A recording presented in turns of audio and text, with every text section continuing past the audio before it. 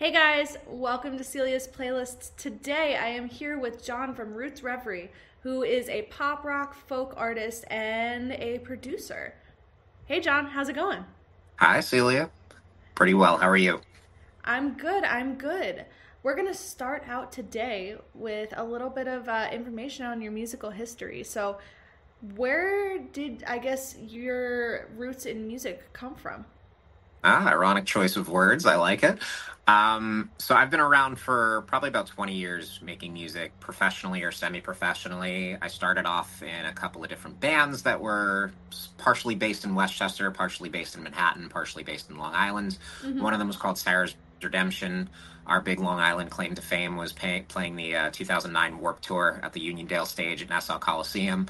And then I was in a band called Makeshift Lullaby for a while before I went Mm-hmm. solo for about 10 years. And then I just started up Roots Reverie recently. And on the side, I also produce other artists in various genres as well. Very cool, very cool. So tell me a little bit about Roots Reverie. Like, where did I guess the direction of Roots Reverie come from? So I was operating as a solo artist for about 10 years, and I have a very common name. And that name is part of my root as who I am as a person, so to speak. But what I found was that it was very hard to identify me on Google searches or social media or anything like that because there's about a bajillion John Blacks in the world. Every one of them has some sort of a social presence. There's a bunch of other John Black artists who all have well-known songs on Spotify and all that sort of stuff. So I needed something to sort of bring me into this next era of my music, and I I hate to admit it, but I typed what are some cool indie duo because this was a duo when I started it. Um, what are some cool names for an indie duo with a male and female voice? And the name Roots Reverie came up as one of the things, and I was like, oh, that's pretty cool. It sounds nice. So there's not really a whole lot of personal meaning behind the name, but it is something that kind of helped me transition into a new era. That's very cool. What are some of your influences? Like, where did kind of the sound of John Black come from? It's evolved over the years, as I hope it has at least. I started off, speaking of Long Island, as a very like pop punk, emo, screamo roots kid, with bands like Taking Back Sunday and Brand New and that whole like pop punk feud for my generation.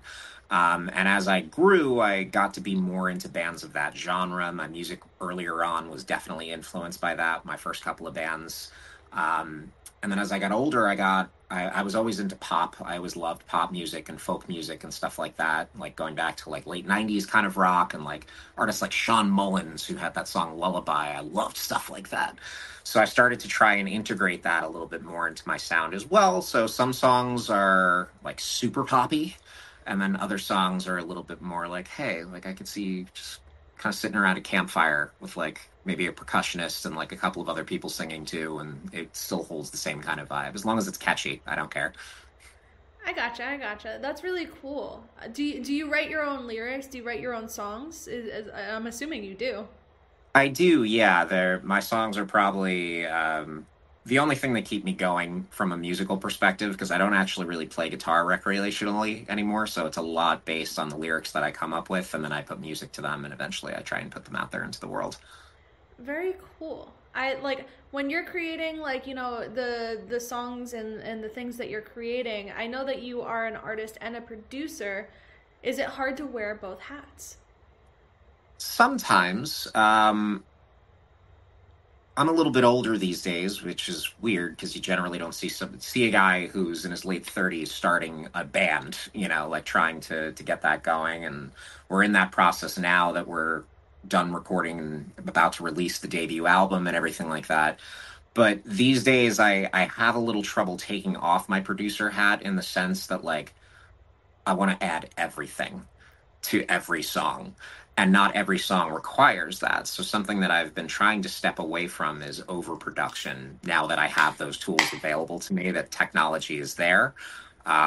So it is tough sometimes to actually just sit down with a guitar and just like create a piece of art in that manner instead of just like the big glips and the glam and the epicness of 2024 that we have now. I think I needed to hear that because I'm that person that's like, but we have all the bells and whistles. Why are we Yes. not bells and whistling? Because Hmm. like I think that, what I'm learning right now actually is like how to ride that line and where that finesse is. So I guess my question to you is how do you go about making those types of creative choices? So more so in the last 5 or so years, something personal about me is I struggled for the last 5 or so years to try and get sober. And that's something that has translated into my music very heavily. Pretty much every song I've written in the last like half decade has been in some way, shape, or form about that. So recently I've had to kind of sit down with myself and ask, like, what am I trying to convey here? And is it authentic? And is it helpful to another person who may be going through the same thing? And for a while, I was sitting here thinking, like, all right, there's no money in actual physical music sales anymore unless you're like Taylor Swift status or something like that, and you're selling like a bajillion vinyls every, clogging up an entire industry with the sheer volume of what you're putting out into the world. But how does one artist make money? Am I doing this to make money? Whereas I was trying to pitch myself to sync licensing for a while. So overproduction city, like, all right, let's put all the stomps and claps in, and let's put like 18,000 different synth layers and all that other stuff. Versus, am I just trying to put a message out there that's a message of hope and something like that? So these days, I kind of have to just sit down and really take an honest look at whatever I'm doing and start with a piano part or a guitar part, or if I just have like, some melody in my head that I've been humming and just say like, okay, like what's my message here? And usually within about a week or so of that initial thing, I have either overproduced the hell out of it and I abandon it completely, or I've decided like, okay, this is going to be just something a little bit more scaled back. I like that process, like of figuring that out. Because obviously, if you're doing something for like the I guess sync licensing, I would say is kind of like the Yep. corporate route of like music. You can do sync licensing for like TV shows. You could do that for commercials, but you could also do like an online database. Like I've used like Artlist and Vado Elements. Like there's different ways that you can go about that, but you're doing it at the max level rather than at doing it in a way that may connect better because it's in more of like a corporate landscape. So, would you say that like, that kind of peeling back some of those layers for Roots Reverie has given you like, the ability to influence the emotion within your songs a bit more? Like kind of putting it in that like folky side of pop rock? Yeah, absolutely. I think there's so how do I put this? So when I first had written the batch of songs that ended up on Rebirth, which is coming out in April.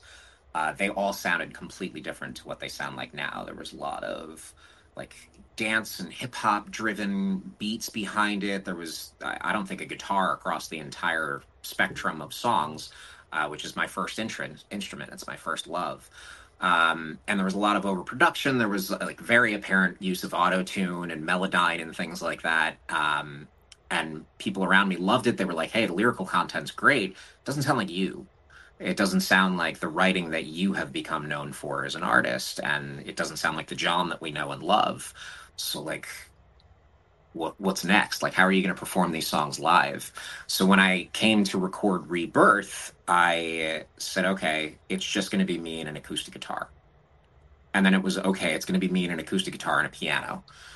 Okay, it's going to be me and an acoustic guitar and a piano and some strings. Let's get some drums in there too. And it just grew, and now it turned into an actual rock record where it was just going to be me. But still, even despite that level of production, I still feel like it sounds a little bit more real than the old recordings did, because the intention behind them wasn't for marketing purposes. It was more for putting an actual album's worth of material together that tells a story, as opposed to just a series of songs that are like, hey, it doesn't really matter what it says, just sounds good, so we're going to throw it in the back of like Grey's Anatomy or something like that. I gotcha. I gotcha. So I want to circle back to wearing the producer hat and also being the artist. So I know that's an extremely helpful thing for making sure that the sound that's in your head is going to be the sound that's in front of you. But do you do everything yourself, or do you work with other people within that process? So right now, I am capable of pretty much producing any instrument, thanks to, yay, technology has allowed us to be able to make authentic sounding versions of any instrument on the planet. That's and stuff that we haven't even invented yet. So I can do all of that stuff, what they call in the box in my recording software. And I tend to do a lot of that writing on my own. I do work with a drummer who's also going to be my live drummer named Chris. So he, during the pandemic, just as stubborn as I am when it comes to like setting up the perfect rig and all that stuff, he decided he was going to set up a home recording rig in his basement, and he now does remote tracking for me. We did this entire record only seeing each other twice, which was pretty cool. We had an outside bassist contribute to some of it. I did some of the other bass parts because he had an unfortunate health diagnosis about halfway through, so he had to stop playing bass altogether, which I'm like, Oh no. I can't even imagine. So I did the bass. We had an outside drummer, and then we had outside vocalists contributing as well to certain like parts that sound more like a choir, or there are female-driven parts on there that we're trying to get to the point where we can reproduce them live. But for the most part, the writing piece of it, I did 100% on my own, and I hire out, so to speak, even though most of the people are involved, or it's kind of like a barter service. Contributed things like percussion and drums and backing harmonies and things like that. That's really cool. I guess my follow up question to that would be how do you communicate, like, or how have you had to learn to communicate the things that as a producer you have in your head with the people that are going to be contributing the other parts of the project? So there's an old joke that like the lead singer of the band is sitting in a studio and he's looking at the drummer and he's holding his guitar and he's going like, yeah, but I wanted the part to go like bop bop whap or something, and the drummer's just looking at him like, I got no idea what you're saying. So technology has actually helped quite a bit in those respects, because if I'm thinking of a particular type of drum part, now I can go through a roll of different types of beats and progressions, they call them, or whatever, in my studio software that can allow me to say like, hey, here's like a drum roll that you're looking for somebody to try and reproduce. And Chris is such a talented, phenomenal drummer. He's been playing for like 30 years, so he can hear something even if I haven't brought him some sort of constructive idea to work off of, and he'll come up with stuff that I would have never had any idea with. And I think I'm really fortunate now versus where I was 20 years ago, when I was first starting with like those little like pencil mics that used to come with the PC, and like my Casio keyboard, and I'm like trying to hang the mic over that to like get some sound out of the speaker to produce something that's out of time. It saves so much time when you actually do get into the studio with somebody to start working on the live set, to actually say like, all right, we know the song already before we're going in, like now we have a basis for comparison. So it is a time saving respect. For myself, I've been very heavily reliant on technology because I am not an effective communicator when it comes to trying to go like boom bap or something like that. I gotcha. I feel like that's one of the limiting things that people like don't start because they're like, I don't know what to do. So I guess like, between like the ability to like, I know that there's apps out there, and I'm not sure if you know of any like off the top of your head where you can even just like make like demos essentially, so Yeah. that when you come to the next, step in the process, which is working with someone like you, like a producer, or working with someone that might be in for like a session. I would assume that streamlines the process and the thought process a lot in the studio. Is that the experience that you've kind of come up with? 100%. I got to credit Apple. And I sadly also have to kind of credit the pandemic a little bit, because it forced a lot of people who normally were relying on folks like me. My original business model was to do everything from front to back for clients. And the pandemic really empowered artists in a great way, even though it kind of killed my business model, to actually start demoing at home, buy an SM7B or something like that for $400 and get a cheap copy of either GarageBand or Logic, and start building those songs the way that you envision them. Because I can't tell you how many times I was in the studio where I'd be like, hey, I have this idea. And the producer's like, you mean like this? And I'm like, no. And they're like, okay, well, we're out of time. So being able to have artists do that with me is a much more, I personally believe, time saving and lucrative thing, and it's encouraged a lot more artists to write a full song before even coming to me and saying, "Hey, here are the guitar parts. I already tracked them. I want it to sound like Bayside. Can you get the drums sounding a lot better? Yes, I can.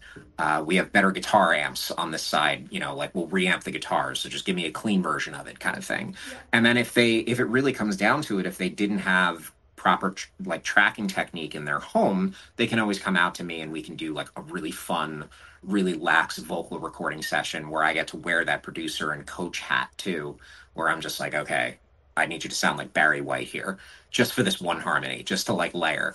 And usually we have a lot of fun doing that sort of stuff, but it does take the added aggravation out of it where like you're not paying someone by the hour to go into an unfamiliar space and like they spend like 45 minutes to an hour of the time that you're paying for just to like get levels proper or something like that. Like you can just kind of come in and get it done and produce it fast and in a way that makes sense and that's comfortable for the artist too. Like that's the most important thing. Like what's the finished product going to sound like?